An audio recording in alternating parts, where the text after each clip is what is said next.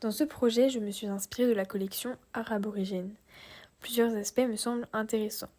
Le dot painting pour son effet chargé et aléatoire, les dessins traditionnels avec des représentations imprécises, le vieillissement de la matière comme avec les fissures du bois que vous pouvez voir ici ou avec l'affaiblissement de la couleur. Parmi tous ces éléments, l'imperfection a retenu mon attention. Le thème de l'anomalie a donc guidé ma démarche créative pour la suite du projet. Je me suis intéressée aux nœuds, aux craquelures et aux taches que l'on observe sur les objets de la collection.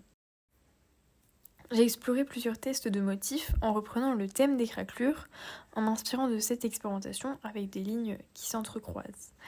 J'ai aussi expérimenté sur le thème des taches et finalement associé ces deux motifs en créant un motif plus complexe.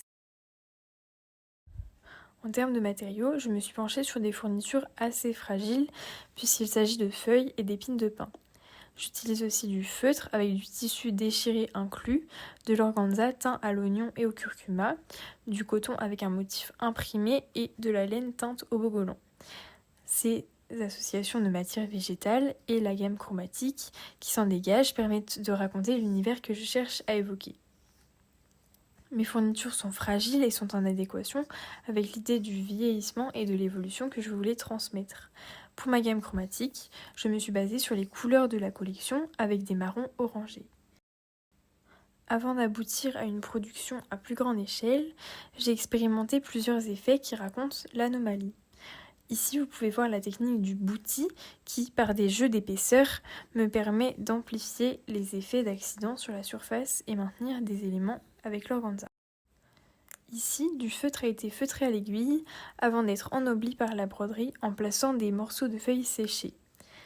Ici, j'ai brodé plusieurs matières sur de l'hydrosoluble. Cette matière d'œuvre se dissout au contact de l'eau, ainsi cela me permet de mettre plus de fragilité dans ma production. Et ici, j'ai brodé des morceaux de feuilles sur un motif réalisé au bogolan. Parmi toutes mes recherches, ce sont ces 3 expérimentations qui se sont rassemblées dans ma production finale. J'ai brodé plusieurs cercles et épines de pin avec un point de Boulogne. Les feuilles séchées sont découpées, puis fixées grâce à un passé en piéton. Comme dans cette expérimentation, ma broderie ne possède pas de matière d'œuvre, cela participe à l'aspect fragile traduit dans ma broderie.